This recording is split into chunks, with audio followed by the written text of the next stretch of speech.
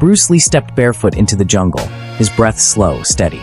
No mission, no escape, no chains, just the wild, endless and alive. He wasn't running from anything.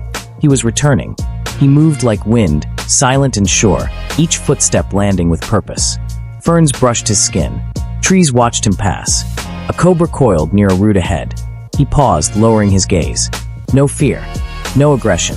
The snake flicked its tongue, unbothered, and slipped away into green. Nature acknowledged him, not as a threat, but as part of itself. He drank from a cold stream, letting the water wash over his hands. A panther's yellow eyes glowed from the shadows. Bruce offered no defense, no challenge.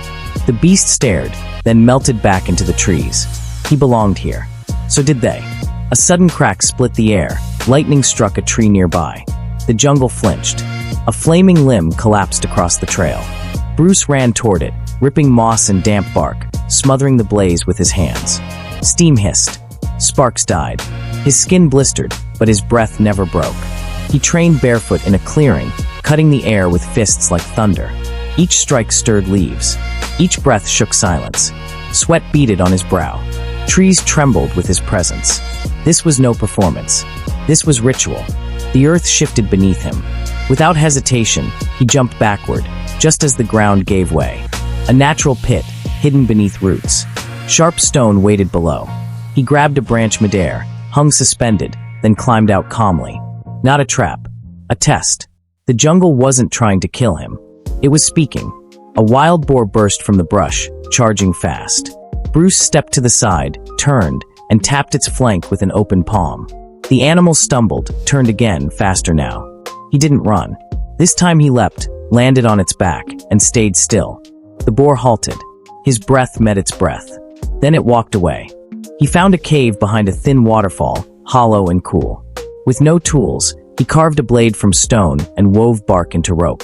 He slept lightly, listening to owls, rivers, the heartbeat of leaves. Morning came with golden mist. He emerged, stretched, and bowed to the rising sun. A tiger roared in the distance. He followed the sound and found the creature caught in thorn vines, blood on its leg.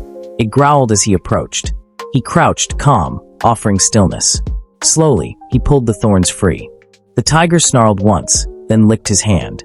He left fresh meat nearby and walked away.